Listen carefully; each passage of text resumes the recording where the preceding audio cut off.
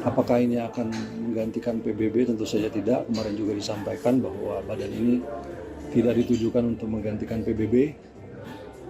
Ini adalah suatu badan internasional yang merupakan yang lahir dari kepedulian untuk menciptakan perdamaian dan stabilitas khususnya di Gaza. Karena itu upaya-upaya ini kita harus ikut. Indonesia memutuskan untuk bergabung.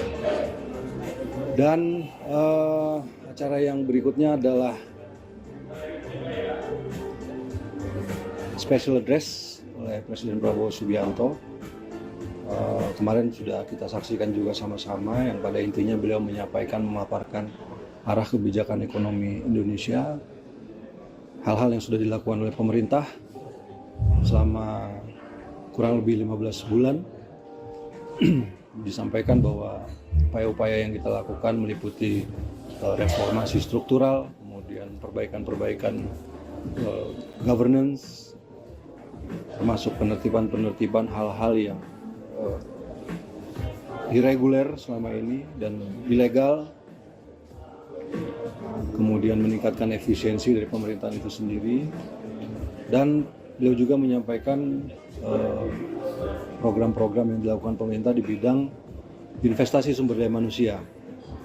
Karena tanpa sumber daya manusia yang berkualitas, apa yang kita inginkan dan kita cita-citakan bagi bangsa kita itu tidak akan terwujud.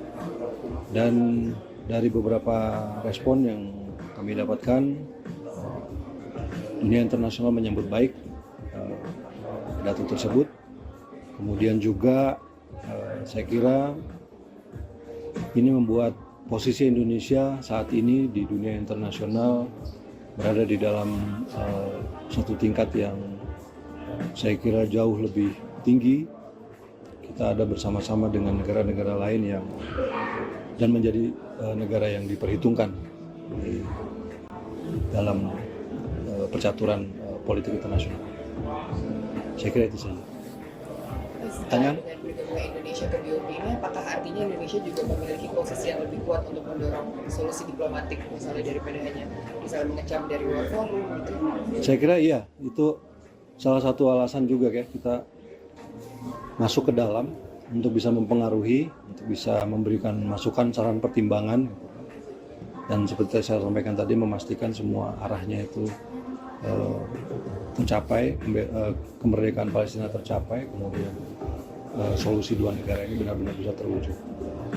Dan kemarin juga kita saksikan bahwa sesuai dengan apa yang menjadi peace proposal dari Presiden Trump, bahwa akan ada satu badan teknokratik ya, sifatnya teknokratik dari pihak Palestina. Kemarin juga sudah disampaikan juga, sudah ada. Jadi kita akan terus melakukan upaya-upaya seperti yang disampaikan oleh Bapak Presiden. Kita harus memberikan perdamaian satu kesempatan, dan ini adalah sebuah kesempatan yang realistis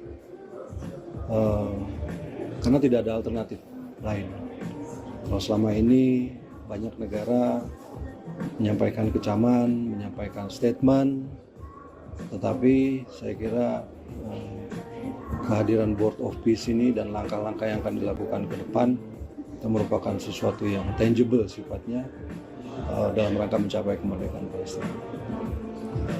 Mas Yugi, kalau agenda Bapak yang ke setelah ini Paris itu akan terbuka nggak Mas? Itu nggak terbuka. Oh, nggak terbuka.